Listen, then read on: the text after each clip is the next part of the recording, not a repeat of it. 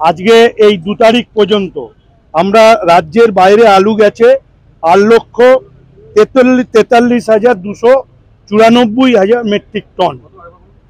8,43,294 metric ton আলু already বাইরে চলে গেছে।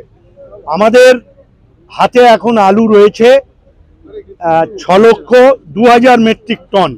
আমাদের রাজ্যে প্রতিদিন আলুর খরচ লাগে 18,000 মেট্রিক টন। এই 18,000 মেট্রিক টনের মধ্যে 5,000 মেট্রিক টন শুধু কলকাতায় লাগে।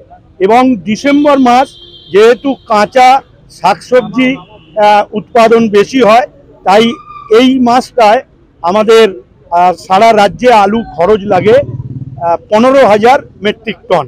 আপনারা জানেন যে দানার ঝড় হওয়ার জন্য, বৃষ্টি হওয়ার জন্য আলু চাষ 15 দিন পিছিয়ে গেছে।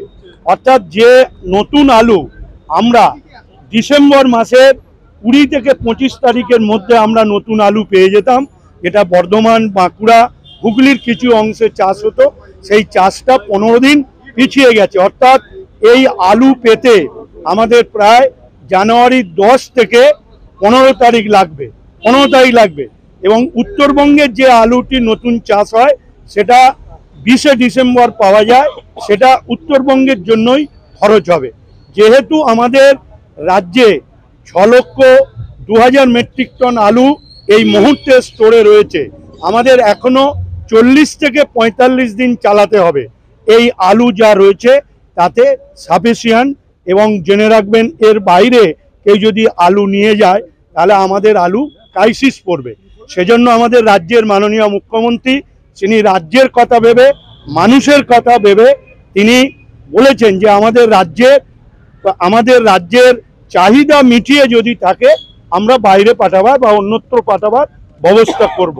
এবং জেনে রাখবেন তিনি এও বলেছেন যে আলু উদ্বৃত্ত থাকলে আমাদের আইসিডিএস বা মিড ডে মিলের জন্য সরকার তা কিনে নেবে।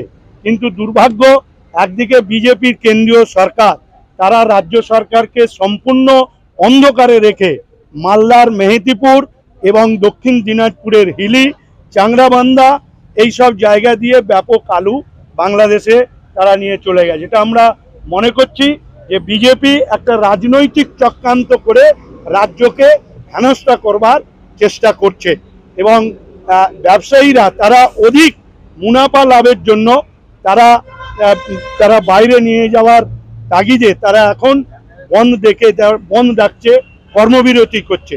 এটা মনে করতে দিচ্ছে যে সিপিএম এর আমলে তারা এইসব করতো।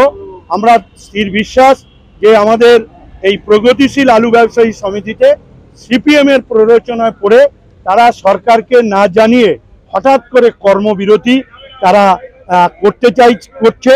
এবং এর আগেও আমরা বলেছিলাম যে আমাদের লিখিত দিন, সরকার আলোচনার জন্য প্রস্তুত রয়েছে সর্বদিক দিয়ে, এবং সরকারের সদিচ্ছা রয়েছে, কিন্তু তারা কোনো কর্ণপাত করেনি। রাজ্যের মুখ্যমন্ত্রী সহ আমরা 4 বার প্রগতিশীল আলু ব্যবসায়ী সমিতিকে বলেছিলাম যে কলকাতার রেটটা যেন 30-এর নিচে থাকে, কিন্তু প্রতিবারই আশ্বাস দেয় তারা করতে পারে না। এবং আমরা বলেছিলাম হুগলি জেলার রতনপুর, ধনিয়াখালী, তারকেশ্বর, কুমরুল এবং মেমারি যে আলুগুলো কলকাতায় আসে, যারা আলু এখানে সাপ্লাই দেয়, তাদের চালান যাতে 26 টাকা কেজি দরে থাকে, সেই চালান দিন। আমরা সেই 26 টাকার চালান ধরে কলকাতার খুচরো মার্কেটগুলোকে আমরা সতর্ক করব যে 30 টাকা নিতে হবে, কিন্তু তারা 26 টাকার চালান দিতে পারেনি। এবং বারে বারে সরকারের যে আমাদের যেটা বলেছিলাম যে 30 টাকা কলকাতার নিচে রাখতে হবে, সেটা তারা রাখতে পারেনি। সেজন্য আমাদের রাজ্যের মাননীয় মুখ্যমন্ত্রী রাজ্যের মানুষের কথা ভেবে এবং রাজ্যের মানুষের চাহিদাকে তিনি মিটিয়ে পরবর্তী পর্যায়ে যদি উদ্বৃত্ত আলু থাকে তখন বাইরে যাবে, না হলে সরকার কিনে নেবে।